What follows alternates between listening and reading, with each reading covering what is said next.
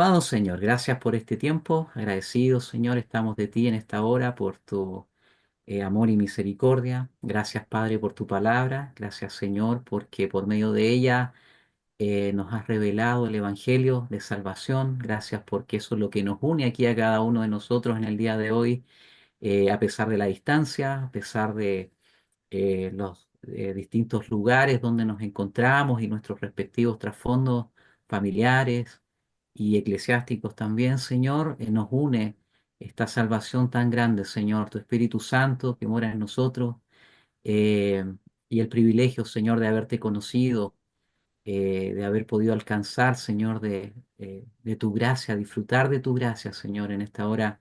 Sin duda es algo maravilloso para nosotros. Gracias porque nos da la posibilidad y la bendición de poder estudiar tu palabra, y queremos pedirte también que en el día de hoy nos dirijas para que este tiempo que hemos de estar juntos sea de bendición para cada uno de nosotros. Todo lo pedimos, Am- Padre, en Cristo Jesús.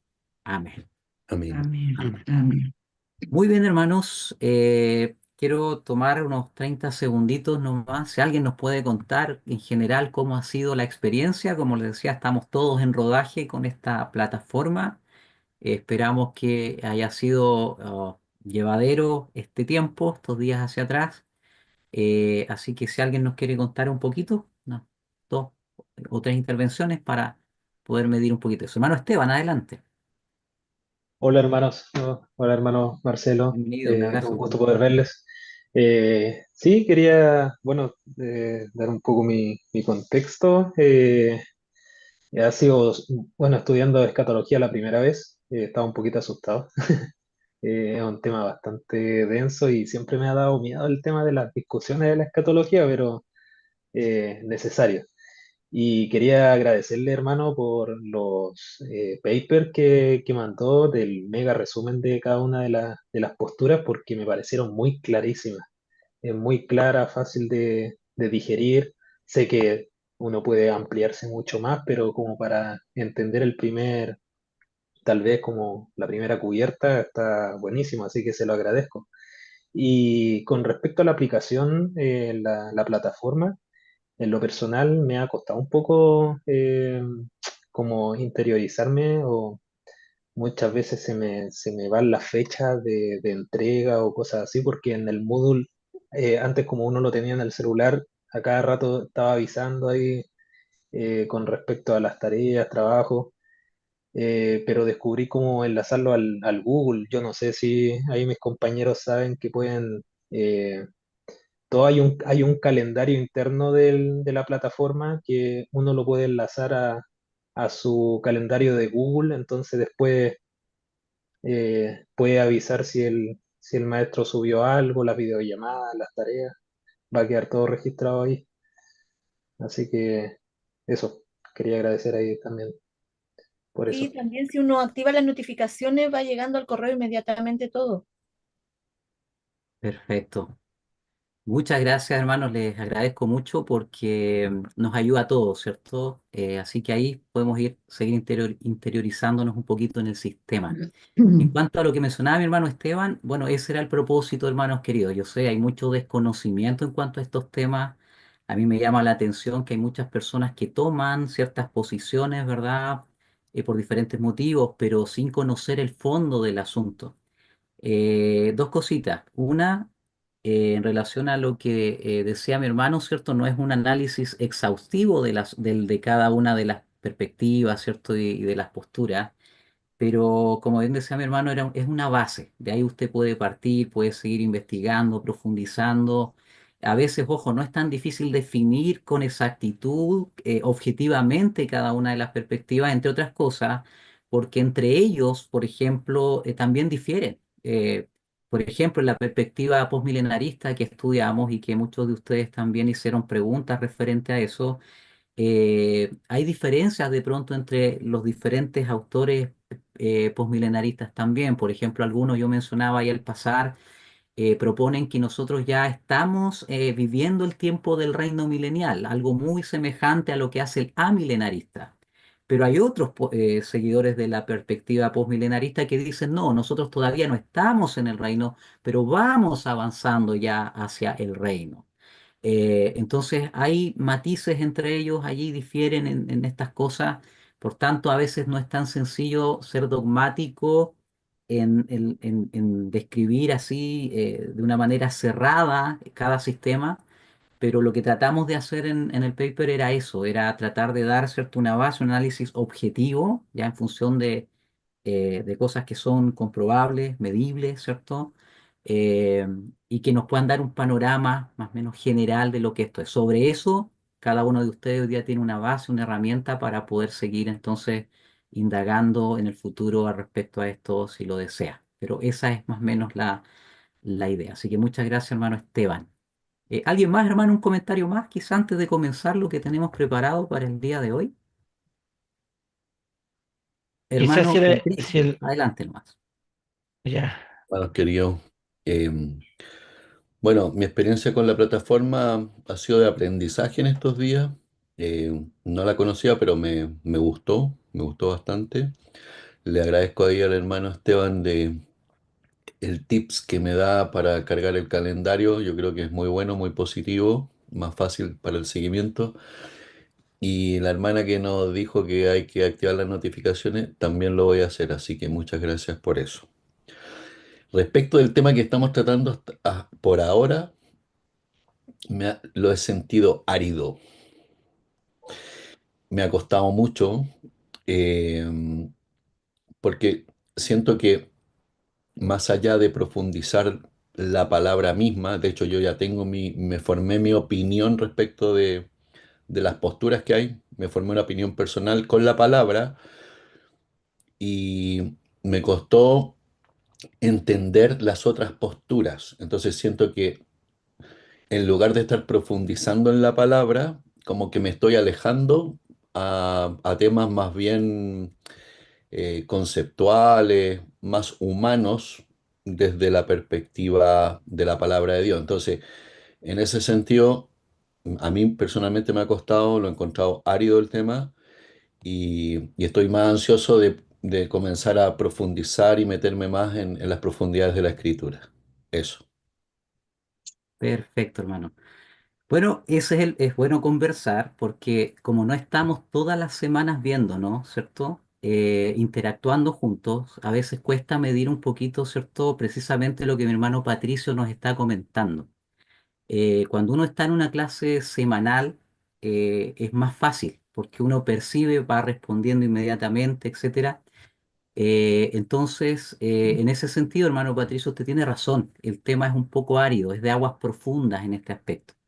Pero ese es el punto, precisamente, por eso estamos estudiando escatología, ¿cierto? De eso estamos hablando acá. Entonces, recordemos que hay un contexto, hay un marco teológico, esto es un seminario, ¿cierto?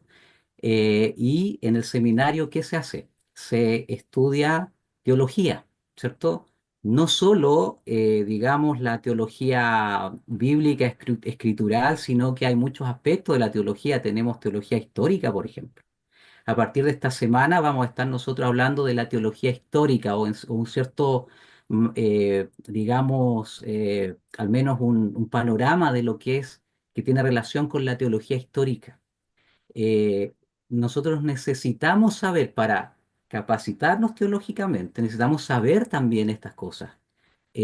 Cuando no se estudia teología histórica, a veces se generan vacíos y es peligroso porque en ocasiones ocurre que salen ciertos movimientos, ciertas doctrinas hoy día, movimientos que promueven ciertas doctrinas que son novedosas y a veces no son tan novedosas, a veces son resurgimientos de doctrinas antiguas, por ejemplo, que tienen su raíz en la historia de la iglesia. Y hay un ramo acá que se llama Historia de la Iglesia, que es muy bueno, que me imagino que algunos lo están tomando. Y hermanos, eso es importante porque nos permite tener una visión general acerca de estas cosas. Nosotros estamos construyendo sobre una base, estamos poniendo cimientos hoy día. Ese es el punto. Si ustedes ven el sílabo que compartimos al principio, se van a dar cuenta que partimos con una primera unidad que tiene que ver precisamente con esto, con las perspectivas mileniales, porque hay una discusión tremenda hoy día acerca de estos temas, y la gente discute y pelea sin saber el qué y el porqué de las cosas.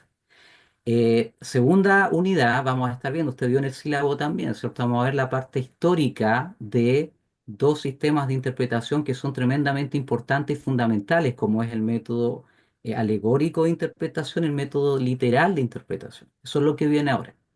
Y de ahí en adelante, hermanos queridos, vamos a centrarnos un poquito en la hermenéutica. Hay un ramo acá en el seminario que se llama hermenéutica, creo que no está este año.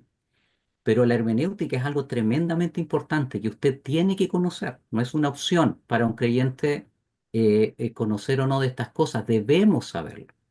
Y por último, hermanos, ¿qué dice el sílabo? Vamos a entrar después de lleno ¿dónde? En la Biblia, en la Escritura, y vamos a comenzar entonces a estudiar la escatología ya de una perspectiva total y absolutamente bíblica. Nos vamos a sumergir en el texto, vamos a estudiar profecías que son tremendamente importantes de entender, pero para eso, hermanos queridos, estamos poniendo, y quiero animarlos en eso, estamos poniendo cimientos, ¿ok? Cimientos para que usted al final no solo, hermano querido, sepa lo que cree, porque años atrás, comento esto, estudiaba acerca de un tema muy interesante que tiene que ver con la cosmovisión bíblica.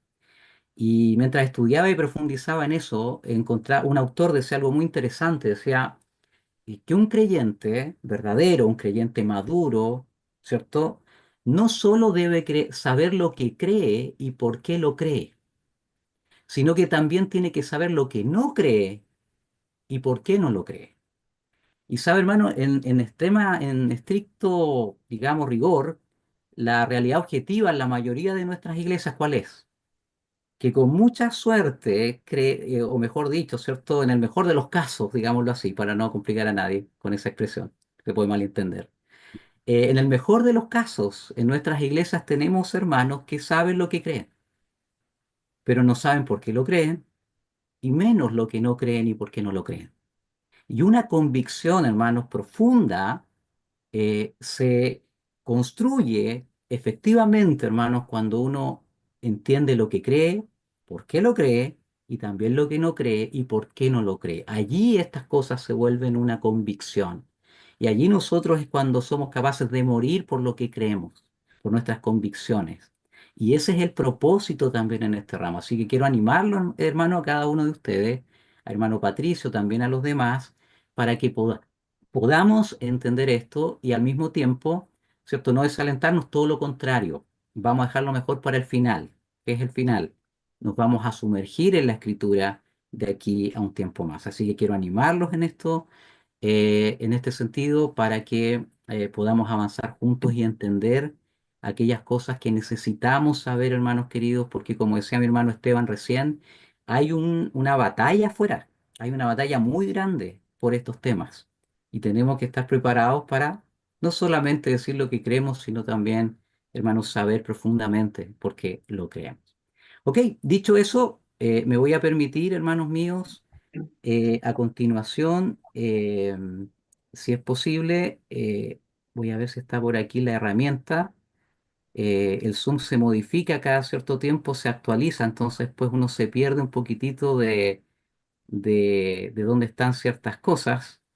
Quería silenciar los micrófonos, no lo estoy pidiendo ahora, pero para no demorarnos, quisiera pedirles sí que cerremos nuestros micrófonos. Bueno, asegúrense cada uno de tener el micrófono cerrado, especialmente para que la grabación pueda ser fluida y así cuando esto se va a grabar y después esté disponible, entonces cada uno pueda revisar esto sin mayores interrupciones. Una vez que termine de exponer lo que tengo planteado para el día de hoy, lo que vamos a hacer es que vamos a abrir la conversación para que usted pueda también interactuar, presentar alguna interrogante, alguna pregunta, bueno, y junto con eso, si nos da el tiempo, vamos a tratar hoy día de poder responder alguna de las preguntas que ustedes plantearon en el foro. Bueno, si nos da el tiempo. Si no nos da el tiempo, me comprometo a grabar un videito esta semana para poder responder o dar alguna respuesta a cada una de esas interrogantes. Otra cosa, hermanos, importante. Yo sé que algunos hermanos que terminada la clase tienen que irse a otra clase. Cuando les llegue la hora, hermanos, salgan nomás. Bueno, no me avisen nada, sino que se desconectan nomás. Yo sé, estoy avisado de eso, así que no hay ningún inconveniente. Aún así, vamos a tratar de ceñirnos a la hora que está establecida, que son, ¿cierto? Se entiende, las 9 de la noche. Bien, hermanos, avanzamos entonces. Voy a tratar acá de compartir la pantalla. Ustedes me dicen, por favor, si es que se ve. ¿Están viendo esto por si acaso? ¿Sí, hermanos? Sí, pastor. Ok, perfecto.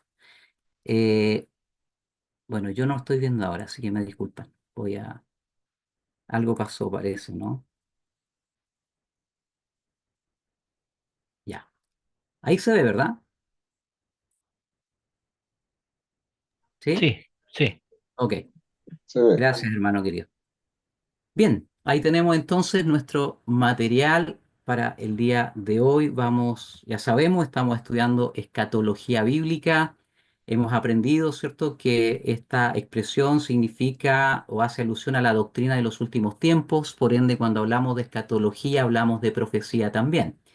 Pero hay algo que no mencioné, creo, la vez anterior, hermanos, y es que dentro de la profecía, que es un género literario que es prominente en la Biblia, como lo hemos observado, al mismo tiempo, hermanos, existe profecía que es predictiva y profecía que no es predictiva, por decirlo de alguna manera. Es decir, hermanos, cuando hablamos de profecía predictiva nos referimos a aquella profecía que tiene que ver con los últimos tiempos. Pero también en la Biblia tenemos profecía que tuvo un cumplimiento no para los últimos tiempos, que no se proyectaba para los últimos tiempos, sino que tenía un cumplimiento allí en el momento, en el instante. Por ejemplo, a veces el pueblo de Israel desobedecía a Dios y Dios, ¿cierto?, enviaba qué cosa. Un juicio y anunciaba este juicio por medio del profeta y este juicio venía a continuación debido a la desobediencia a veces de forma inmediata. Entonces, cuando hablamos de escatología bíblica, estamos hablando entonces de qué? De aquella profecía que se involucra su cumplimiento en los tiempos futuros, en los últimos tiempos, como hemos mencionado. Dicho eso, hermanos queridos, entonces, acá tenemos, para recapitular un poquito en relación a lo que hemos estado mencionando, y algo que ustedes ya conocen, tenemos, ¿cierto?, estas tres perspectivas, el premilenarismo, el posmilenarismo, el amilenarismo. Aprendíamos semanas atrás que estas tres perspectivas tienen algunas cosas en común. Por ejemplo, las tres perspectivas tienen en común la primera venida de Cristo, evidentemente como un evento extremadamente importante, no importa qué perspectiva tenga cada hermano, ¿cierto? Independiente de la denominación a la que pertenezca, la venida de Cristo es algo que nos une absolutamente, la primera venida del Señor. Aprendíamos que cada una de estas tres perspectivas también tenía en común la segunda venida de Cristo, es decir, todos los creyentes en el mundo estamos conscientes, de acuerdo, que Cristo regresará en su segunda venida a esta tierra, ¿cierto? Y eso es algo que otra vez nos une a todos nosotros. También la eternidad, ¿cierto? El estado eterno es algo que nos une, ¿cierto? Como creyentes a lo largo del mundo, de la historia. Siempre hemos tenido en consideración aquello y allí no hay ningún inconveniente. También algo que nos une es la idea de un reino milenial. Todos los creyentes en el mundo, ¿cierto? Deben o deberían, ¿cierto?, abrazar esta doctrina de un reino milenial. Estamos de acuerdo en aquello también, con la diferencia, hermanos, y aquí está, como usted ya bien sabía, que habemos algunos que interpretamos ese reino milenial de manera literal, otros lo interpretan de manera simbólica, como ocurría en estos casos que ya hemos mencionado, como lo es, por ejemplo, la perspectiva postmilenarista y la perspectiva amilenarista. Bien, hasta ahí estamos de acuerdo. La pregunta entonces es esta: ¿por qué, hermanos, estas tres perspectivas? ¿Por qué, si todos los creyentes que hemos sido salvos por la gracia de Dios, ¿verdad? Creemos en Dios, creemos en la Biblia, creemos que la Biblia es verdad, creemos que la Biblia es inspirada por Dios, creemos en su inerrancia, entonces, ¿por qué llegamos a conclusiones tan diferentes en cuanto a este tema? Y la respuesta usted ya la conoce, es la hermenéutica, ¿verdad? Y vamos a hablar hoy día bastante de esto con la ayuda del Señor. Lo que vamos a hacer hoy, hermanos, si el Señor lo permite, es poder hacer una conexión con lo que hemos estado estudiando estas semanas anteriores y aquello que vamos a comenzar a ver en esta segunda unidad ya a partir de esta semana. La semana anterior hablamos de las perspectivas milenarias. Usted tiene que saber que existen diferentes perspectivas milenarias porque esa es la realidad objetiva en el día de hoy. Es así, no hay otra explicación, esto es así. Y al mismo tiempo, hermanos queridos, vamos a hoy día comenzar a hablar un poquito de este tema de la hermenéutica. Y durante esta semana y las semanas que vienen, quiero animarles porque vamos a estar analizando en detalle dos perspectivas, o mejor dicho, dos métodos hermenéuticos muy importantes. Uno es el método alegórico de interpretación y el otro es el método gramático histórico de interpretación.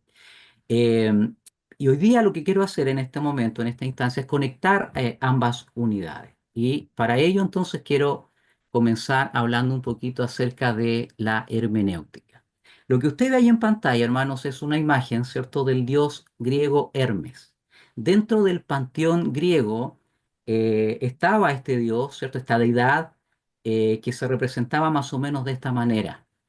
Eh, ¿Cuál era la particularidad de este dios pagano? Es que dentro de los dioses del panteón de deidades, Hermes tenía la labor, la responsabilidad de, en cierto modo, ¿cierto?, transmitir el mensaje de los dioses paganos, obviamente, a el mundo pagano griego en aquella época. Ese es el punto. O sea, este es el trasfondo de aquello. De aquí viene la palabra hermenéutica. Con el tiempo esta palabra fue tomando una connotación más técnica y hoy día ya, lisa y llanamente, en el mundo entero se habla de hermenéutica.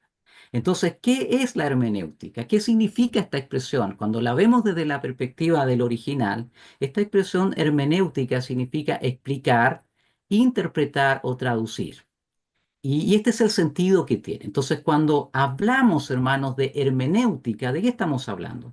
Estamos hablando de la interpretación de la escritura. Y este es un tema extremadamente relevante, es un tema muy importante.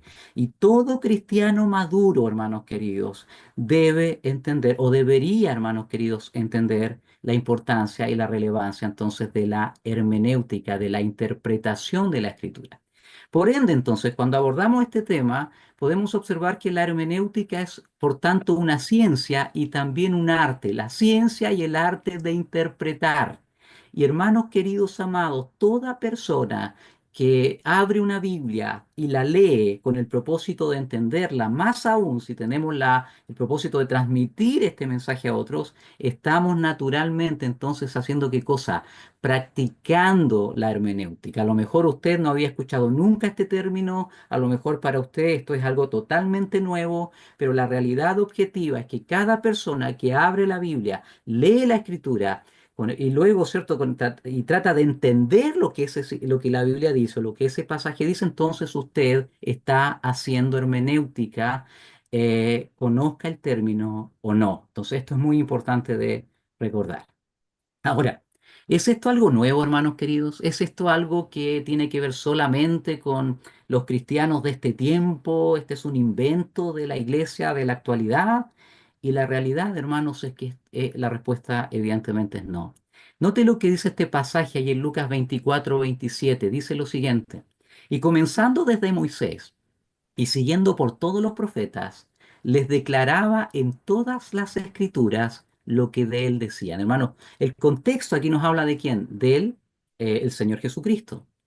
Y algo que el Señor Jesucristo hacía recurrentemente, hermanos, era instruir a los apóstoles.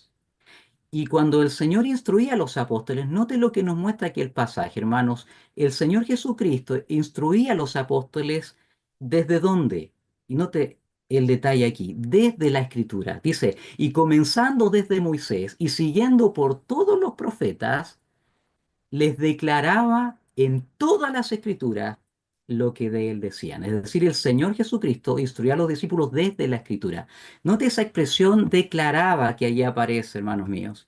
Esa expresión declaraba en el original corresponde a un verbo muy interesante que significa precisamente esto: explicar, interpretar o traducir. Allí esa palabra declaraba en el griego es la palabra diermeneuo, y de allí viene la palabra hermenéutica de la cual estamos hablando. Entonces, aunque esta palabra hermenéutica es nueva para nosotros, puede ser a veces incluso un tanto revolucionaria para nosotros, la verdad objetiva es que era algo común, ¿cierto? En los tiempos bíblicos, era un término común. El Señor Jesucristo, ¿verdad?, hacía hermenéutica. Y eso es lo que estamos viendo acá. Cuando dice la Escritura que el Señor, note, comenzando desde Moisés, ¿cierto? Los libros de la ley en el Antiguo Testamento, los primeros 5 libros, siguiendo por todos los profetas. Entonces, ahora qué hacía, les declaraba, es decir, les explicaba, les interpretaba las escrituras a los apóstoles.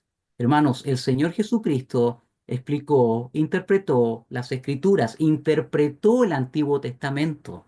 Y es lo que nosotros hoy día también estamos llamados a hacer, interpretar las escrituras correctamente, hermanos míos. Y esto es muy importante.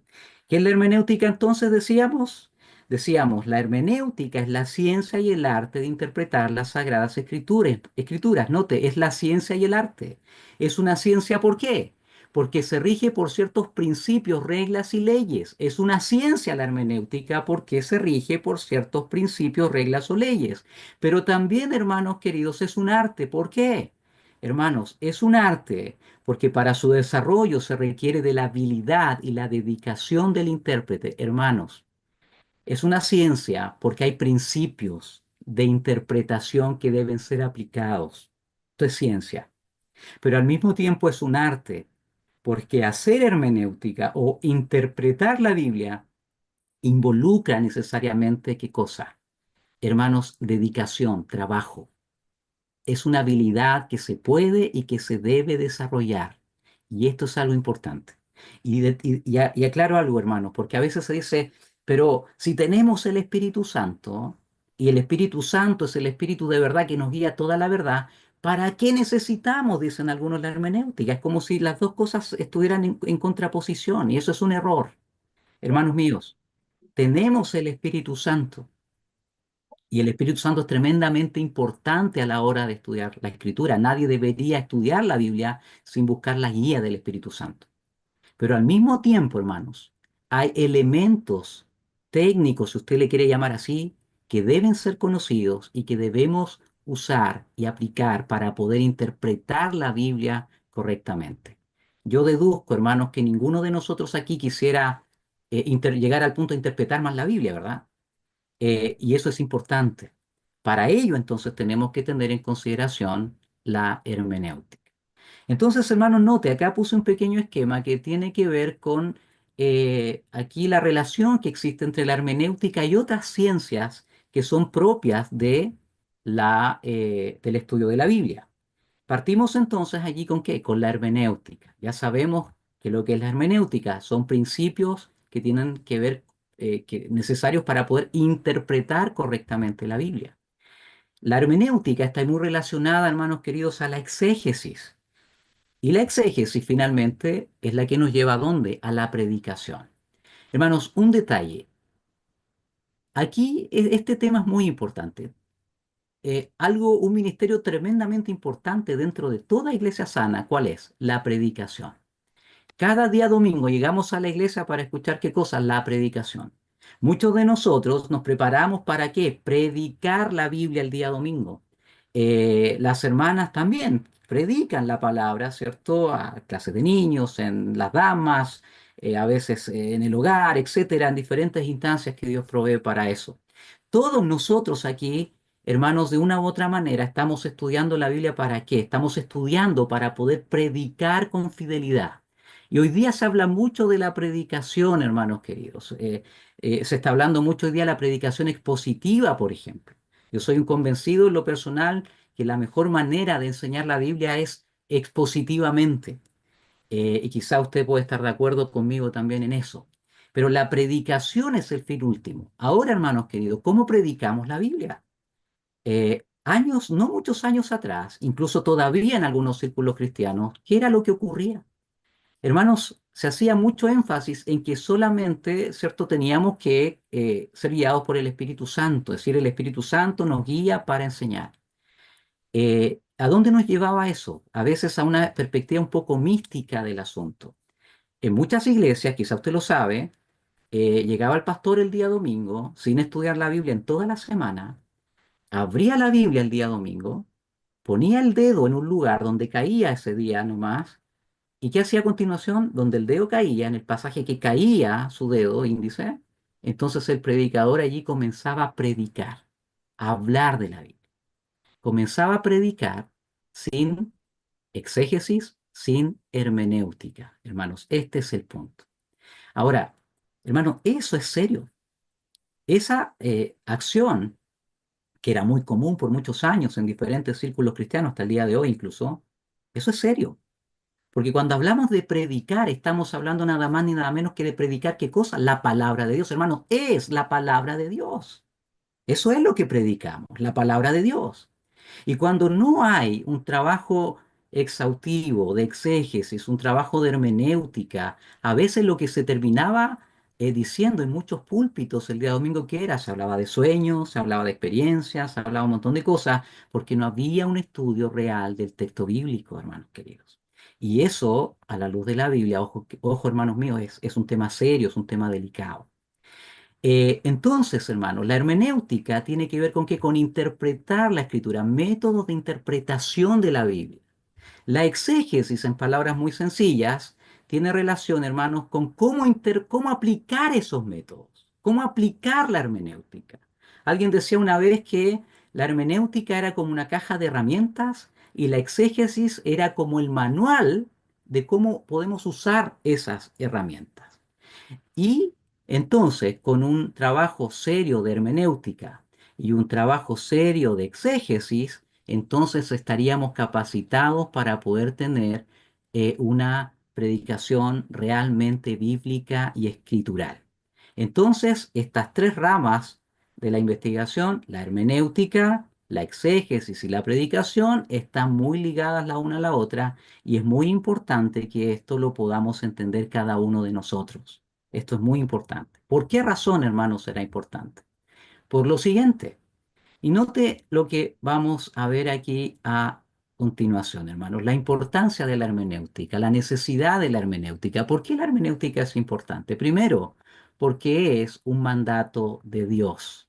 Note lo que dice 2 Timoteo 2, versículo 15. 2 Timoteo 2, verso 15 dice: procura con diligencia presentarte a Dios aprobado, como obrero que no tiene de qué avergonzarse, que usa bien la palabra de verdad. Nota, hermanos, Pablo dirigiéndose a Timoteo, exhortando a Timoteo en su ministerio allí en Éfeso. Note lo que está diciendo. Procura con diligencia presentarte a Dios aprobado.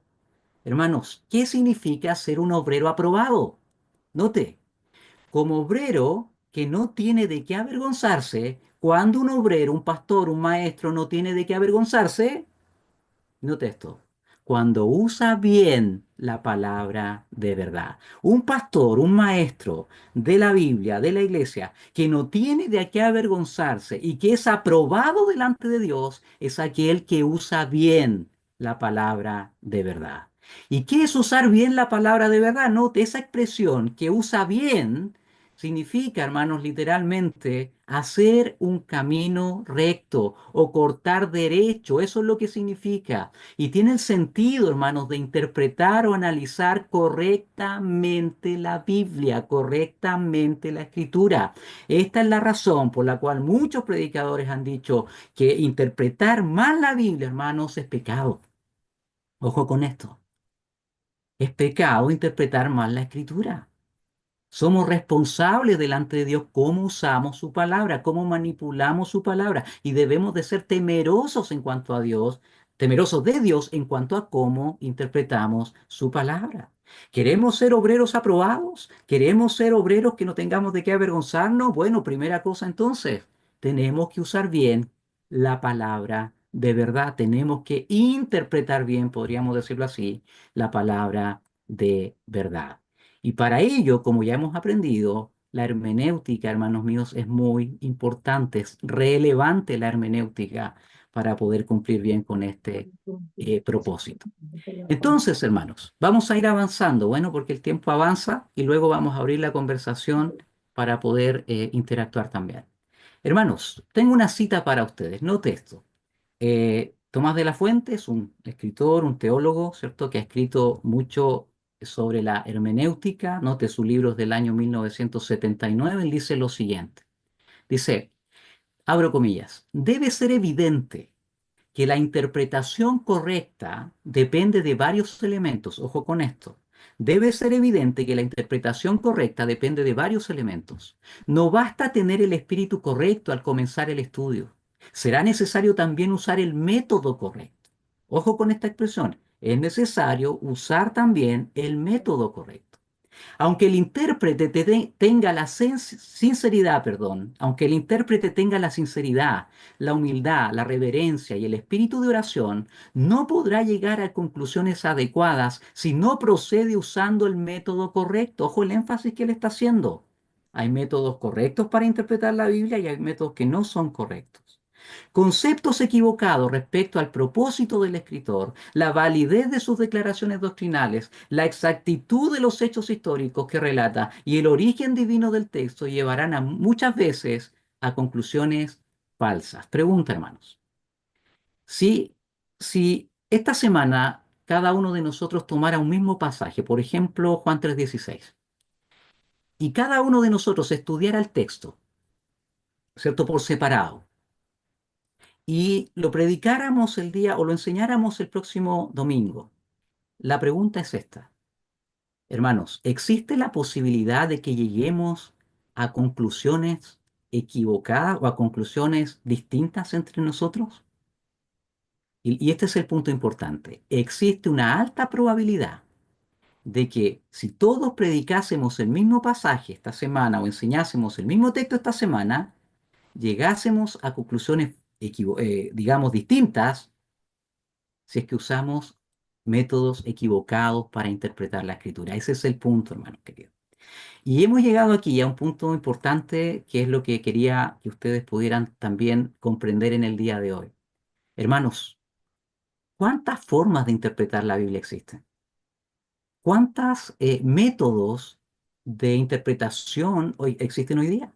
En el mundo cristiano evangélico de hoy día, de la actualidad, en esta época en la cual nosotros estamos, piensa en esto, ¿cuántos métodos distintos están utilizando los predicadores alrededor del mundo para estudiar, para interpretar y para enseñar la escritura? Esto es importante. Hermanos, yo quise traer algunos ejemplos aquí solamente para que usted los pueda conocer. Hay un método, hermanos queridos, como usted quizá ya lo está viendo allí, ¿cierto? En su pantalla, en este sentido, hermanos, que es el método racional. Y hermano, ¿en qué consiste este método, diríamos nosotros, método racional para interpretar la escritura?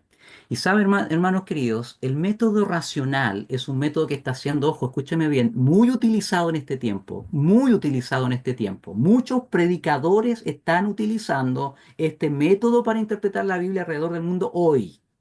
Y este método, hermanos, racionalista, lo que hace es que, hermanos queridos, en primer lugar, exalta la autoridad de la razón por sobre la escritura. O sea, la autoridad no es la Biblia, es la razón humana. Este método racionalista niega todo aquello que la razón humana no puede explicar, bajo la presuposición de que lo sobrenatural no existe. Hermanos, por tanto, niega los milagros, niega todos aquellos acontecimientos de índole sobrenatural presentes en la Escritura. Y esto está ocurriendo hoy día. Hermanos, en el método racionalista o racional, la autoridad no es la Biblia, la autoridad es la razón humana.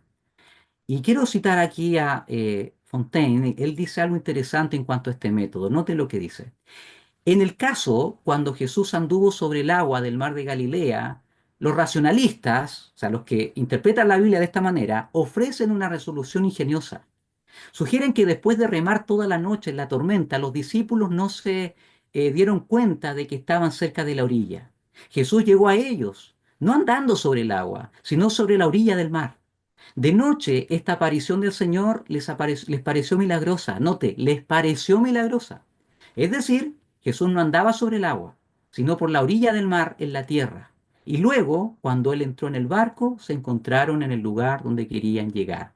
O sea, el método racionalista es un método que exalta la razón por sobre la autoridad de la escritura, niega por ende todo lo que tiene que ver con la inspiración, ¿cierto? Con la inerrancia de la escritura, y obviamente, hermanos, entonces niega también todo lo sobrenatural. Los milagros son negados por aquellos que interpretan la Biblia de esta manera. ¿El problema cuál es? Que esto pasa en el día de hoy. Muchos predicadores interpretan en el mundo hoy día la Biblia de esta manera.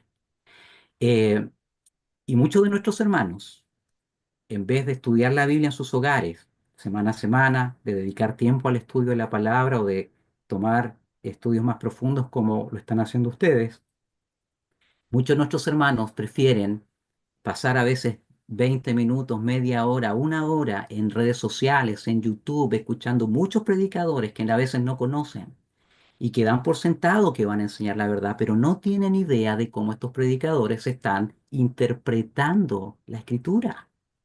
Y esto es un tema importante y es peligroso también. Entonces, en este método racionalista, la autoridad es la razón humana y no la Biblia. Pero no es el único método, hermanos. También tenemos, ¿cierto? Hoy día eh, en funcionamiento, por decirlo de alguna manera, el método, hermanos queridos, dogmático. ¿Qué significa esto, hermanos queridos, del método dogmático? ¿Qué es eso del método dogmático?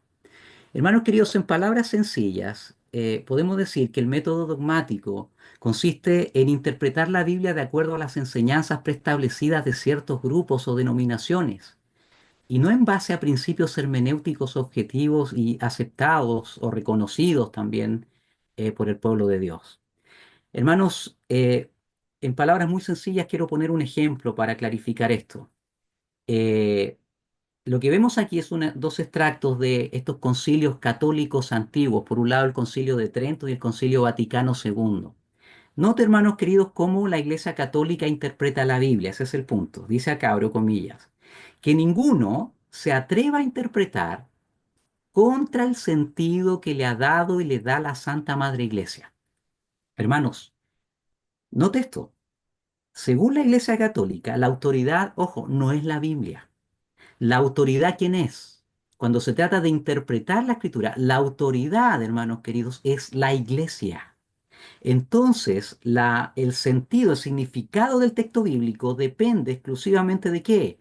Del dogma, de la declaración, digamos, que promueve en este caso la Iglesia Católica.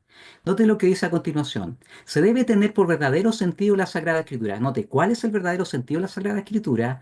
Aquel que cree y enseña la Santa Madre Iglesia, a la que toca juzgar el verdadero sentido de la interpretación de la Sagrada Escritura, por lo que a ninguno es permitido interpretarla contra este sentido o contra el unánime consentimiento de los padres. Una persona que va a la misa cada domingo, hermano, no va a estar recibiendo ahí en la misa el estudio bíblico del texto, sino que va a estar recibiendo ¿qué cosa?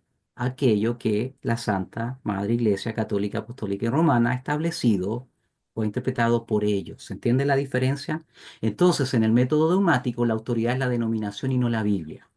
Alguien se puede preguntar, pero pastor, ¿esto pasa en la iglesia evangélica? Y la realidad es que sí. Hay muchas iglesias o denominaciones que han abrazado a veces declaraciones de fe históricas, por ejemplo, la Declaración de Fe de Westminster, y la declaración de fe de Westminster tiene cosas muy buenas, extremadamente buenas. Es algo bastante recomendable de conocer y de estudiar también. Pero ¿sabe cuál es el punto? Que es distinto cuando se estudia la Biblia y se llega a alguna conclusión. Es muy diferente eso a tomar una declaración, en este caso, interpretar el texto a través de esa declaración. Y esa es una diferencia muy importante y es por esa razón que nosotros no estamos de acuerdo, tan de acuerdo con este método, ¿cierto?, de interpretación dogmática. Hay otros tipos en este caso, ¿cierto?, de métodos de interpretación también. Por ejemplo, tenemos, ¿cierto?, lo que vemos aquí a continuación, en este caso, y es precisamente lo que tiene que ver, hermanos, con el método alegórico, ¿cierto?, de interpretación. Y en el método alegórico de interpretación tenemos que tener en cuenta esto. La autoridad, hermanos, no es la Biblia otra vez. En muchos casos, la autoridad termina siendo el intérprete, aquel que interpreta la escritura. Note lo que dice Fontaine en cuanto a esto. Para los intérpretes que usan este método, Daniel, cuando hablamos de la historia de Daniel en el foso de los leones, Daniel nunca estuvo en el foso de los leones, sino que se encontró preso por las tentaciones y debilidades comunes entre los hombres. O sea, el pozo para ellos lo alegorizan, no era un pozo literal, sino que eran las tentaciones. El pozo representaba las tentaciones y debilidades comunes entre los hombres. Ahí hay un ejemplo. Estos son representados en la historia por los leones, dice allí. Las tentaciones, digo, son representadas por los leones. Por medio de la fe, Daniel salió ileso. Sus enemigos, sin embargo, cayeron víctimas de esas mismas tentaciones. La lección se encuentra en la historia de esta, que solo aquel que tiene fe en Dios puede salir triunfante sobre las dificultades de la vida. ¿Has escuchado alguna vez una predicación de este tipo? Daniel estaba en el pozo de los leones, ¿cierto? Daniel cayó al pozo de los leones no eran literales, el pozo no era literal, ¿cierto? Los leones representaban a las tentaciones, etcétera. Luego Daniel salió ileso, pero aquellos que los arrojaron cayeron al pozo, murieron allí y fueron víctimas de las tentaciones. Este es un ejemplo de lo que sería una interpretación alegórica y no literal de la Biblia. Bueno, lo interesante, hermanos, es que hoy día este método ha resurgido y hay muchos predicadores en el mundo que están interpretando la Biblia de esta manera. Y finalmente, hermanos, llegamos entonces al método gramático histórico. Y el método gramático histórico, hermanos, creemos nosotros, es el método correcto. Hemos visto varios ejemplos, no son los únicos, ojo, existen muchos otros métodos adicionales al que ya hemos mencionado. Pero de todos estos, creemos, hermanos, que el método gramático histórico es el método correcto de interpretar la escritura. ¿Por qué en primer lugar, por qué se llama método gramático histórico? Porque para poder interpretar la Biblia, hermanos, se requiere de qué? Conocer la gramática, ¿cierto? Dios reveló su palabra por medio de idiomas, griego, hebreo, arameo. Los idiomas se componen de palabras. Dentro de esta gramática tenemos, por ejemplo, verbos, tenemos adjetivos, tenemos participios, tenemos preposiciones, tenemos artículos, etcétera, etcétera, etcétera. Se componen por palabras. Entonces, para interpretar correctamente la escritura que Dios transmitió y reveló de esta manera, necesitamos entonces usar la gramática. Al mismo tiempo, sea método gramático histórico, porque para interpretar la Biblia, hermano, se requiere de estudiar y conocer el trasfondo histórico cultural del texto. Si estudiamos una carta, por ejemplo, la carta a los Corintios, bueno, ¿quién escribió? Pablo. ¿Desde dónde escribió? ¿A quiénes escribió? ¿Cuál era el trasfondo en el cual Pablo escribió? ¿Cómo era Corinto? ¿Qué características tenía esta ciudad? Etcétera. ¿Era una ciudad gentil o era una ciudad judía? Etcétera. Son respuestas que tenemos que dar para poder interpretar el texto de una manera correcta. Y algo muy importante en el método gramático histórico, hermanos queridos, ciertamente es el contexto. Todo texto debe ser interpretado en su contexto. Y salvo casos muy particulares, como ocurre con el género poético, caso de Proverbios, por ejemplo, el contexto es extremadamente relevante. Entonces, dice acá Fontaine, considera que la Biblia fue escrita como historia fidedigna. Eso cree el método gramático histórico. Así abordamos la Biblia desde el método gramático histórico. Es decir, que su historia no es alegórica ni compuesta de fábulas, leyendas, mitos o tradiciones, engaños, etcétera, sino solamente donde las mismas escrituras indiquen que algún pasaje debe entenderse en alguno de estos sentidos no literales. Hermanos, nosotros creemos en el método gramático histórico, no en el método literalista de interpretación. A veces algunos hermanos de otros círculos cristianos nos acusan de interpretar la Biblia de una manera literalista, y eso no es real. El método gramático histórico, hermanos, consiste en leer un texto tal cual está y reconocer lo que allí hay. A veces dentro del texto puede aparecer, por ejemplo, una figura literaria como una alegoría, como una parábola o algo por el estilo. Y el método gramático histórico consiste en reconocer estas cosas e interpretarlas como corresponde. De eso se trata esto. Bajo ninguna circunstancia literalizar toda la escritura. Y por eso el método gramático histórico creemos que es un método también objetivo, hermanos, para interpretar, ¿cierto?, la Biblia. Ahora, termino con esto, hermano mío. Es importante entender esto, es muy importante. Aquí tengo una cita de un señor que se llama Oswald Thompson Alice. Él es un hermano, él es amilenarista. Y obviamente está contra nosotros que somos premilenaristas, ¿cierto? Y dispensacionales también. Note lo que Alice dice, y quiero cerrar con esto, hermanos, lo que había preparado para esta noche. Dice así, abro comillas. Uno de los rasgos más marcados del premilenarismo, dice él, lo está diciendo una milenarista, en todas sus formas es el énfasis que pone en la interpretación literal de la escritura. O sea, él dice que el premilenarismo pone un énfasis en la interpretación literal, exacto, método gramático histórico, como acabamos de decir.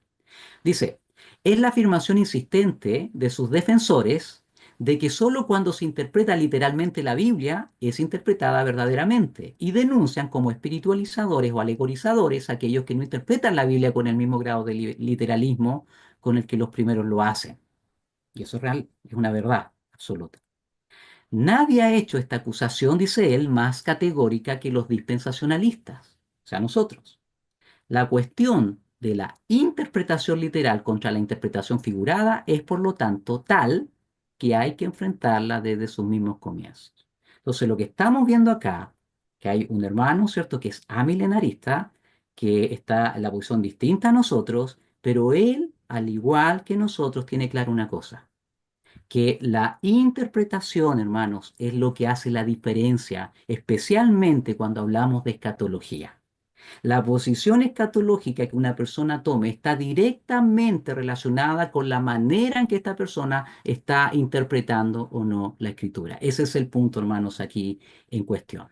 Entonces, en palabras muy sencillas, acá se nos está diciendo de una manera implícita, evidentemente, que si una persona entonces interpreta la Biblia literalmente, naturalmente llega a lo que sería una posición premilenarista como la nuestra. Pero si una persona interpreta la Biblia con el método alegórico de interpretación o espiritualizador, como también se le conoce, entonces esa persona va a llegar naturalmente a una posición postmilenarista o amilenarista de este asunto. Hermanos queridos, eso en primera instancia. Abro la conversación. Me gustaría escucharles. Si hay alguna pregunta, alguna acotación, por favor, este es el momento. La idea es que no nos vayamos a casa con dudas, sino todo lo contrario. Hermano Patricio, adelante. Gracias, hermano.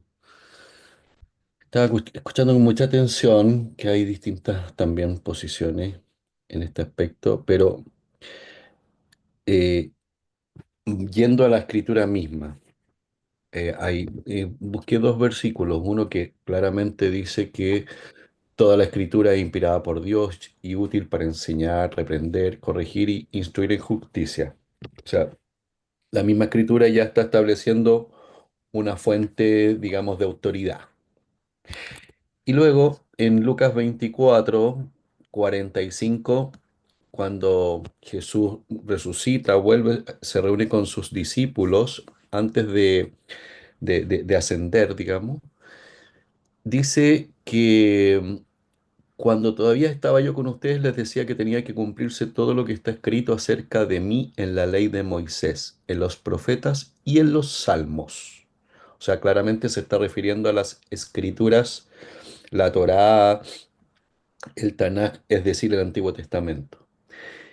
Inmediatamente a continuación dice, entonces les abrió el entendimiento para que comprendieran las escrituras. Entonces, la misma escritura nos dice que primero es la autoridad y luego que el Señor nos da el entendimiento para poder comprender correctamente lo que está escrito. Entonces, uniendo esos dos versículos, y ahí, más allá de las distintas posiciones que se plantearon en esta clase, me queda claro que la autoridad es la Biblia y que al mismo tiempo a quienes realmente reciben de alguna manera el Espíritu Santo, quienes nacen de nuevo, quienes son hijos legítimos de Dios, tendrán esa capacidad de poder comprender la Escritura. Entonces, es muy probable, a mi juicio, que estas distintas corrientes de interpretación pueden estar dadas por no cristianos estudiosos de las Escrituras, que sabemos que también existen. ¿Ok? porque si estamos, digamos, con el apoyo del mismo Señor Jesucristo a través de su Espíritu Santo, el entendimiento que vamos a lograr debiese ser el mismo, porque estamos yendo a la fuente de la verdad, a la verdad de Dios, a la palabra de Dios. Entonces, en mi conclusión, pastor hermano Marcelo, y lo quiero colocar aquí en esta mesa, digamos, para ver si podemos concluir de alguna manera que estas distintas corrientes se dan por estudiosos no cristianos legítimos, digamos. Eso es. Muchas gracias, hermano queridos. Muy buena acotación, de hecho, hermano Patricio. Y mire, hay dos cosas. Yo creo que hay dos realidades. Yo estoy de acuerdo, por ejemplo, hoy día, y eso es importante entenderlo, hermanos, en el mundo cristiano actual hay mucha gente, muchos maestros de la Biblia que no son creyentes. Ojo con esto. Hay muchos eruditos de la escritura hoy día que no son teólogos de renombre y no son creyentes, no son nuestros hermanos, son herejes en muchos sentidos de la palabra. En el siglo XIX más o menos, hermanos, con un teólogo muy famoso hoy día que incluso muchos pastores a veces citan, que es Karl Barth, usted lo ha escuchado. Estamos hablando del año 1925 más o menos en adelante. Él escribió un comentario de Romanos que vino a revolucionar un poco el mundo cristiano de esa época. El punto es, hermanos, que de ahí surge lo que hoy día se conoce como la teología liberal. Y dentro de la teología liberal, hermanos queridos, hay muchos, insisto, eruditos, teólogos que están enseñando, como dice mi hermano Patricio, personas que a mi entender en muchos casos no son creyentes, no son nuestros hermanos, pero están estudiando la Biblia con doctorados, PhD en esto y todo, no son creyentes. Esa es una realidad objetiva. De hecho, hermano, la mayor cantidad de los seminarios del mundo, y usted tiene que saberlo, son guiados por personas de esta índole. Mi suegro, algunos de ustedes saben, su hermano Darío Thompson, el misionero más antiguo en la corporación nuestra actual, él estudió en un instituto en Canadá para hacer estudiar teología. Excelente seminario en su tiempo cuando él estudió. Hoy día él me dice con mucho dolor, me dice yo con mucho dolor tengo que decir, yo no puedo enviar a nadie a ese instituto donde yo estudié, a ese seminario, no puedo hacerlo.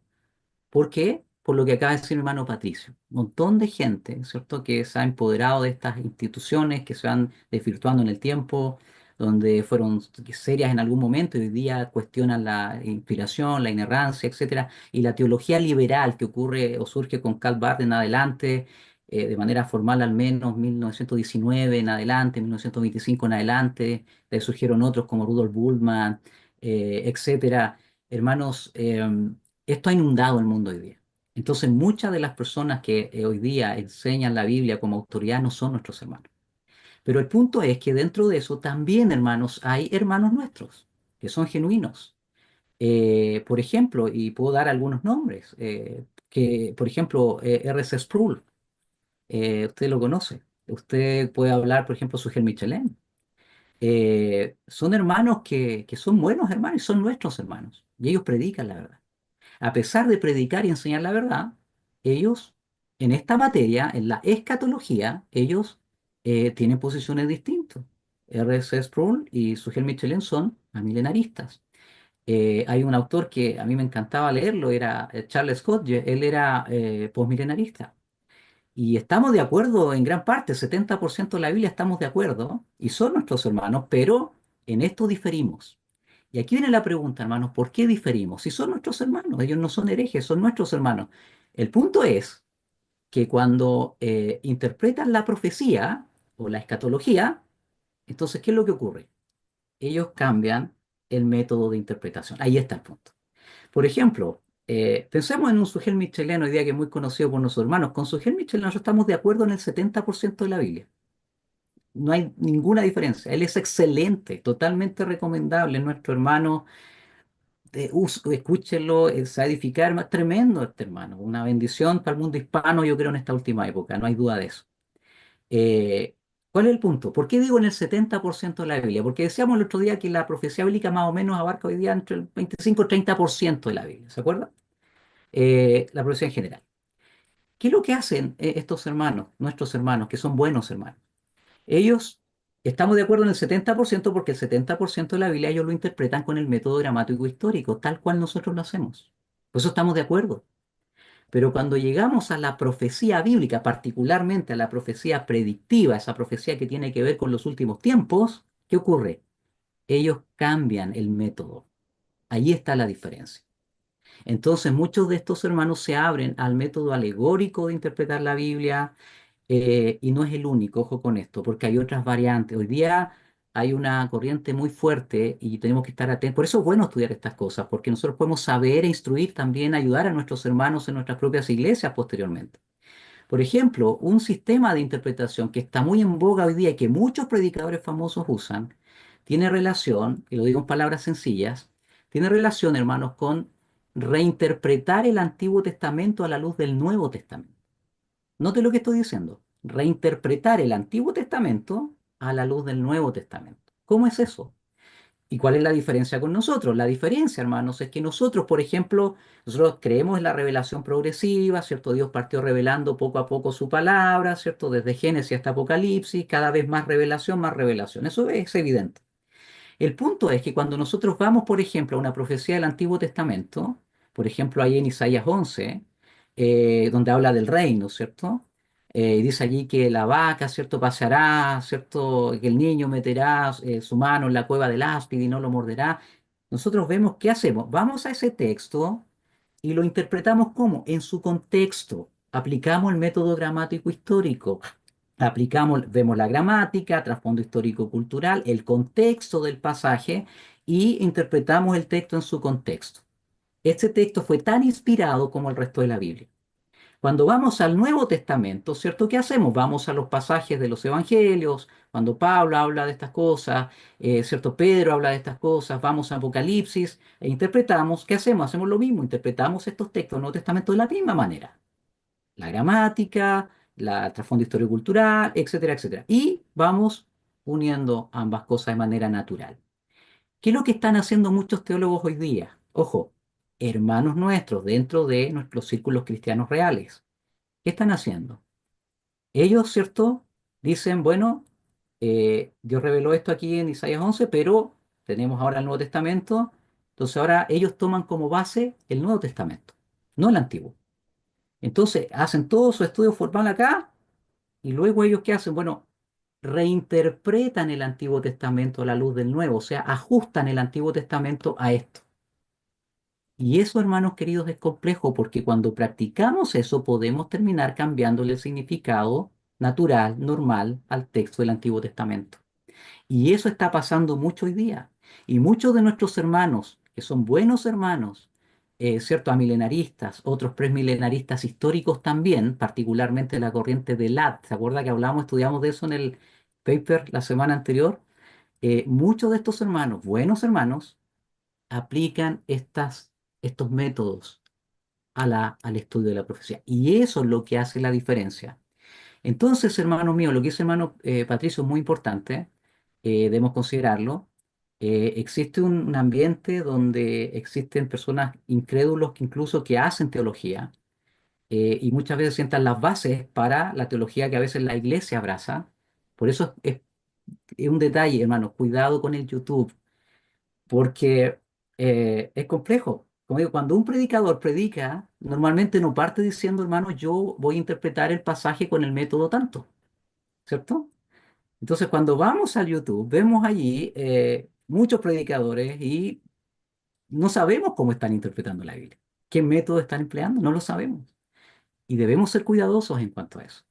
Ahora, por eso es bueno tener estas conversaciones y por eso es bueno tener, ¿cierto?, claridad en cuanto a esto. Ahora, quiero terminar con esto, esta interrupción nomás, ya estamos pasaditos. Años atrás vino Sugel Michelena acá a Temuco con Miguel Núñez. Y hubo una instancia en la conferencia donde estuvimos reunidos solo los pastores con él. Y Sugel Michelén dijo algo muy interesante, citando básicamente a R.C. Riley, o Riley, como algunos le dicen. Eh, y él dice lo siguiente, porque Riley decía esto, decía, una iglesia sana, saludable, hermanos, debe tener paredes doctrinales sólidas. Debe tener paredes doctrinales sólidas. Una iglesia que no levanta paredes doctrinales sólidas es una iglesia que está condenada, hermanos, al fracaso, a la destrucción, porque eso significa que las doctrinas que van a venir, se van a levantar doctrinas que van a permear la iglesia y van a hacer caos en la iglesia. Entonces, una iglesia sana, sólida, bíblica, debe tener paredes y debe ser capaz de levantar paredes doctrinales sólidas, decía. Pero este es el punto. Debemos cuidarnos solamente de que nuestras paredes no sean tan altas para que nos impida poder, ¿cierto?, ver lo bueno que hay en el otro, en el hermano que queda fuera de nuestras paredes, de poder extender la mano a aquel que queda fuera. Y yo creo que un buen ejemplo que rescato siempre en cuanto a esto es lo que ocurrió con MacArthur y Sproul. Sproul era un hermano presbiteriano, amilenarista, evidentemente, que él interpretaba la Biblia en muchos casos también, al menos con una preponderancia muy grande, a mi juicio, a mi entender, de la Declaración de Fe de Westminster que mencioné hace un rato, que es la declaración histórica, ¿cierto?, reformada, propia del mundo, digamos, reformado y presbiteriano particularmente. Y por el otro lado, ¿cierto? John MacArthur, él es premilenarista, como nosotros. Eh, Reformado en cuanto a la salvación, nosotros también creemos la seguridad de salvación, la predestinación, ¿cierto? La doctrina de la gracia, todo eso lo creemos, pero obviamente somos premilenaristas y dispensacionales. Ahora, ¿qué es lo que me llamó la atención? Ellos levantaron, fueron hombres que fueron capaces de levantar murallas sólidas doctrinalmente hablando, ambos. De hecho, en los 80, mucha gente no sabe, pero en la década de los 70 y los 80, Sproul y MacArthur dieron una batalla tremenda, entre otros más, por la verdad del Evangelio, por salvaguardar el Evangelio, cuidar el Evangelio, defender el Evangelio en esa época donde el ecumenismo católico estaba influyendo bastante. Dieron peleas grandes por eso. La Ahora, teología de la liberación, por ejemplo, exactamente, de los gracias. años 60. Exacto, exactamente. Dieron batallas tremendas. ¿Cuál es el punto, hermano? Ellos pudieron trabajar juntos, aunque tenían barreras grandes. Pero este es el punto, hermano. Cuando muere Sproul hace un poco tiempo atrás, yo recuerdo ver una entrevista de John MacArthur y él decía allí claramente, sea, casi, llorando, hermano, sus lágrimas, que había muerto su mejor amigo. Tremendo. Entonces, allí está el punto. Yo creo que esa diferencia debemos hacerla. Por eso creo que la opinión de hermano Patricio es muy importante. Tenemos que tener esa capacidad, discernir, como dice el hermano Patricio. Hay muchos grupos, hermanos, fuera que son herejes, que no son creyentes, que están haciendo teología, que escriben muchos libros, que editan muchos libros, que tienen doctorados, que tienen PhD en teología, y ellos linean muchas veces la doctrina que las iglesias verdaderas siguen. Eso es terrible, cuidado. Muchos seminarios en el mundo están corrompidos por esto, cuidado con eso. Tenemos que ser capaces de levantar paredes sólidas, pero cuidarnos, como decía Royal, de no levantarlas tan altas para no poder ver lo bueno que hay en el otro, en los verdaderos hermanos que quedan fuera, naturalmente, hermano. Naturalmente hay hermanos que van a quedar fuera de nuestro cerco, porque han adoptado metodologías hermenéuticas distintas y que le llevan finalmente, ¿dónde? A, como decíamos, perspectivas distintas, abrazar posiciones, perspectivas distintas. Entonces, esto es importante porque a veces en nuestras iglesias ocurre, pastor, pero, ¿sabe? Escuchate al pastor y él no está de acuerdo con el rapto, como nosotros lo creemos, o no está de acuerdo, ¿cierto?, con el milenio, dice que ya estamos en el milenio, ¿cómo si nosotros usted dice que está acá? Y a veces se nos generan problemas en las iglesias por eso. Bueno, es importante que sepamos dar respuestas a nuestros hermanos. Hermanos, hay un tema de hermenéutica. Eso es lo que hace la diferencia. Ahora, hermanos, en esta unidad que viene, la primera unidad conocimos las perspectivas distintas. En la unidad que viene vamos a aprender, con la ayuda de Dios, por qué nosotros, ¿cierto?, creemos lo que creemos. ¿Por qué nosotros interpretamos la Biblia con el método gramático histórico? ¿Ha leído la declaración de fe de la UCB, de nuestra corporación, que dice, la primera parte, la bibliología, ¿se acuerda lo que dice? Termina diciendo que nosotros interpretamos la Biblia ¿cómo? Con el método gramático histórico. ¿Qué es eso? La mayoría de nuestros hermanos en nuestra iglesia no entienden eso, no saben lo que eso es. ¿Se fija? Lo abrazan por fe nomás. Bueno, yo creo que al final de este estudio su fe va a ser más grande todavía, porque va a entender el qué y el por qué de las cosas. Al menos ese es mi propósito Y por eso le animo, hermanos, en esto. Hermanos, estamos pasados, pero yo tengo tiempo, no sé usted. Así que si alguien quiere, el que quiera salir o tenga que salir, no se preocupe. Pero no quiero que se vayan a casa con dudas. Entonces quisiera dejar un tiempito para eso, para el que quiera estar. Hermano Mario, estaba preguntando, levantando su manito. Sí, profe, sí. Bueno, tengo un montón de preguntas, pero que se las haré después, pero me voy a quedar solo con dos. El método de interpretación de la escritura, el racional, eh, bueno, es interesante y de hecho la pregunta va en eso. Si ellos optan por la razón humana y niegan todo lo que la Biblia dice, ellos minimizan la persona de Jesucristo, porque entonces Jesús no caminó, Jesús no hizo milagros, entonces, ¿cuál es la gracia que ellos tienen de creer en Jesús entonces? ¿Cómo lo ven? Porque si no tiene poder, ¿cuál es el chiste? Gracias, hermano Como, Mario. es Buena pregunta. como eso, y la otra pregunta que tiene que ver un poco, pero creo que me estoy adelantando a todo, pero se la voy a hacer igual. ¿Cómo afecta entonces tener una hermenéutica incorrecta en la escatología en relación a mi vida como creyente? Porque usted acaba de decir, Sugel Michel es de hecho uno de mis pastores favoritos en español, de hecho el que más escucho, pero usted me dice tiene una escatología errada. ¿Cómo afecta eso en mi vida de creyente yo siendo un feligrés de él? No sé si me entiende la figura. Porque si un hermano bueno, pero tiene una escatología errada, entonces hay un problema, po. Igual. No sé si Ok. me entiende la idea. Ok, parto por lo último, hermano Mario. Parto por lo último. Lo primero que quiero decirle, siga escuchando a su gel, no hay problema. Porque él es un buen hermano. Él es un hermano de los de verdad, digamos, en ese sentido. Lo que sí es bueno entender es esto, y que muchos hermanos otra vez no saben, que él tiene una escatología diferente. La pregunta, ¿por qué tiene una escatología diferente? Tiene una escatología diferente porque él abraza, ¿cierto? Porque él es reformado, completo, digamos, ¿cierto? No solo la salvación como nosotros, sino que completo. Y como para eso, para llegar a eso, hay que, obviamente, abrazar una hermenéutica de esas cualidades, de esas características. Entonces, por esa razón, porque él en ese sentido abraza una hermenéutica distinta, y vamos a ir hablando de eso más adelante, así que no se preocupen, ahí vamos a tener tiempo y vamos a leer acerca de eso también.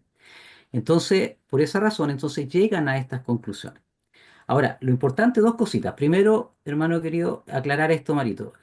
Usted como hermano no es miembro o feligrés de Sugel Michelén. Eso es algo que yo he aclarado mucho a los hermanos de nuestra iglesia. Una vez le explicaba, le decía, hermanos, ustedes son miembros de una iglesia local. Su pastor es el pastor de la iglesia local. Sus ancianos son los ancianos de la iglesia local. Cuando usted esté enfermo, su Gel Michelin, John MacArthur, Sproul y toda esta gente no va a ir a orar por usted a su casa. Cuando usted esté en el hospital, no lo van a ir a visitar porque no son sus pastores.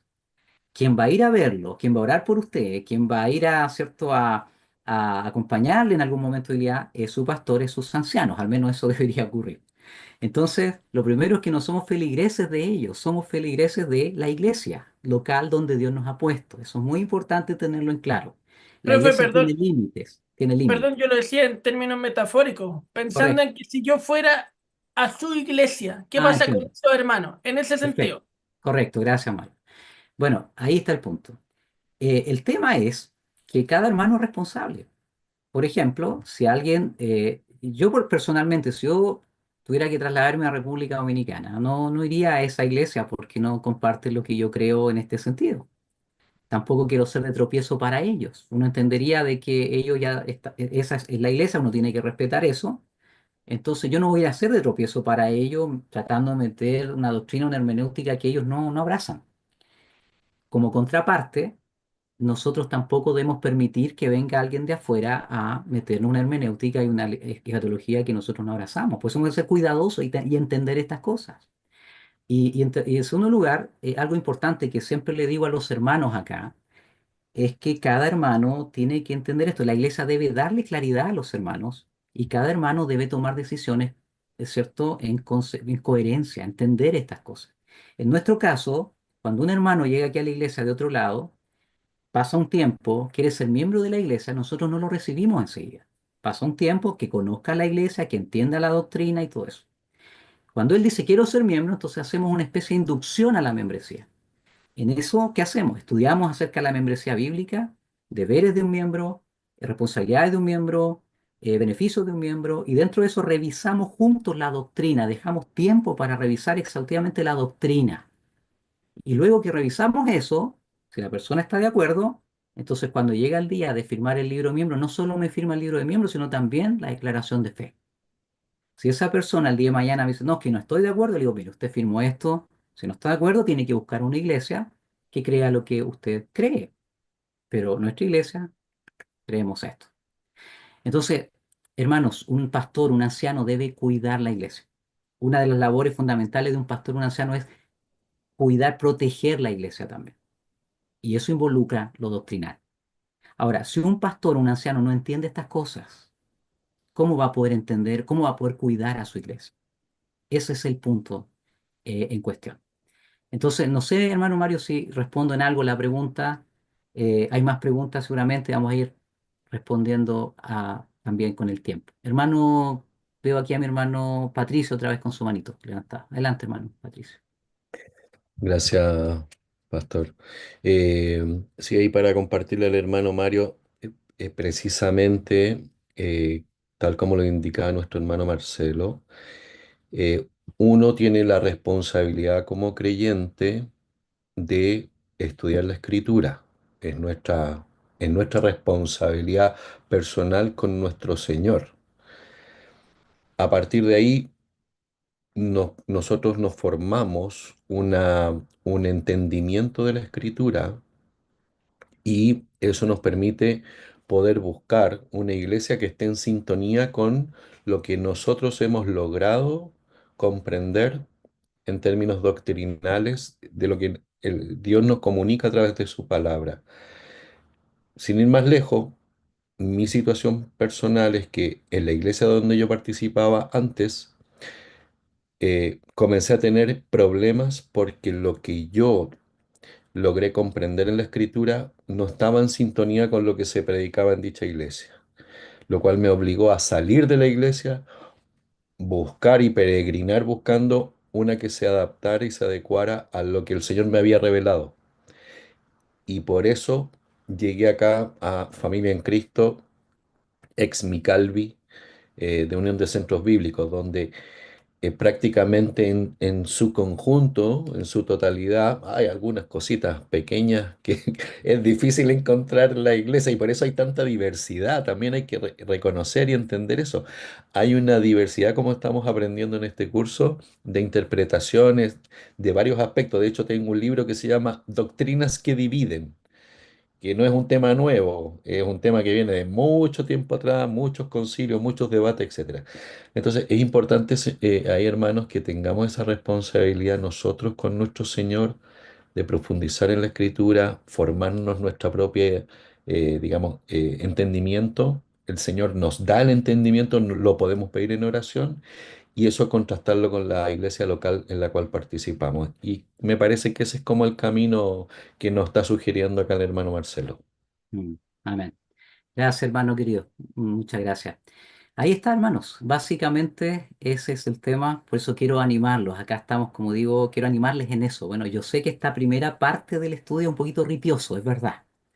Sí. Imagínense para mí que he tenido que lidiar con esto hace varios años y aparte de eso, usted no se imagina cuánto he tenido que leer para poder, por ejemplo, hacer estos papers que les he compartido. Hay mucho trabajo detrás porque es leer un libro, otro libro, otro libro. La idea es saber objetivamente, hacerse una visión objetiva de lo que estas cosas son. Ese es el punto y eso es mucho, mucho que hacer.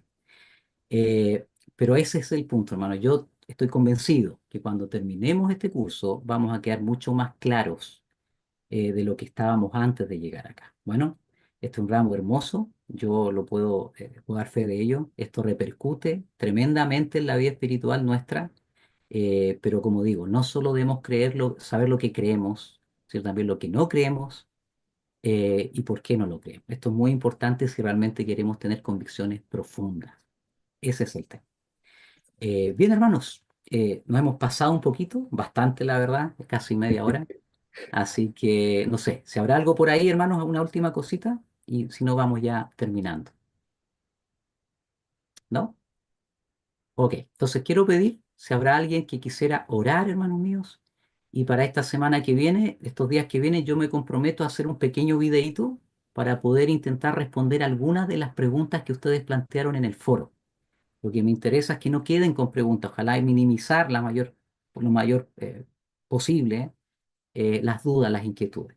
Así que esta semana entonces voy a comprometerme con eso para que lo puedan revisar cuando puedan. Otra cosa, hermano, no nos olvidemos de la lectura. La lectura esta semana es el primer libro, los primeros 2 capítulos son cortitos. Bueno, por ejemplo, este libro particularmente es un libro de esos que uno puede leerse en un día. De hecho, lo digo, Dios me es testigo, lo he hecho más de una vez, me lo he leído en un día. Yo no le pido que lea el libro entero en un día, le pido que lea 2 capítulos en la semana. Entonces, se puede. ¿Y por qué este libro es importante? Porque hoy día, hermanos, nos critican mucho, usted a lo mejor no se ha dado cuenta, pero nos critican mucho como premilenaristas dispensacionales. Hay una crítica acérrima fuera hacia nosotros. Y muchas de esas críticas tienen que ver con cosas que a veces no se entienden. Pero lo más complejo no es que aquellos que nos critican no lo comprendan, sino que a veces aquellos que creemos esto no lo sabemos tampoco y no lo entendemos. Por esa razón, le invito a que tomemos esto y podamos hacerlo y podamos también, el foro ya a partir de mañana va a estar disponible para que usted pueda ir poniendo allí sus apreciaciones. Vamos a orar y quiero dar la oportunidad a alguno voluntario, hermano, si alguien quisiera orar para terminar la clase del día de hoy. Por favor. Hermano Patricio, adelante. Gracias. Bendito Padre Celestial, gracias te damos, Señor, por este tiempo que tú nos regalas para poder compartir de tu palabra, Señor, y poder comprender más lo que tú nos has revelado a través de tu escritura, Señor. Abre los ojos de nuestro corazón para que podamos comprender tu mensaje, Señor. Que este mensaje sea de entendimiento para reconocer, Señor, que tú eres el Todopoderoso, que tú, Padre amado, eres nuestro Creador, que nos das la vida y que también nos conduces por tus caminos, Señor. Ayúdanos a poder comprender a través de tu Espíritu Santo con el cual nos has sellado, Señor. Bendito Padre, estamos aquí porque queremos comprender más de tus escrituras, de tus profecías, de tus revelaciones, Señor. Estamos aquí porque nos apasiona saber de ti, Señor. Gracias te damos por esta oportunidad. Gracias por el hermano Marcelo que tú lo has preparado para compartir estos temas con nosotros. Y gracias por todos los hermanos que han podido participar en la sesión de hoy y por quienes nos han podido sumar también. Te damos gracias, Señor, por sus vidas, Señor. Dejamos esta reunión en tus manos y te pedimos que nos ayudes a poder comprender, a poder madurar, a poder meditar estos temas que tú nos estás compartiendo. Gracias te damos en el nombre de nuestro Señor Jesucristo. Amén.